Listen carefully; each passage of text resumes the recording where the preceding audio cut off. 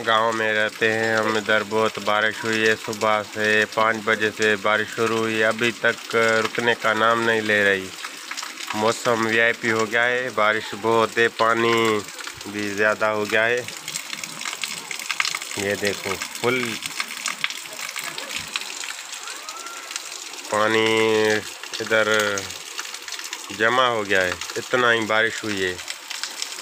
अभी मौसम भी बहुत विलेज का वीआईपी हो गया है, सुबह से चल रहा है पानी। ये हमारे गांव का माहौल है।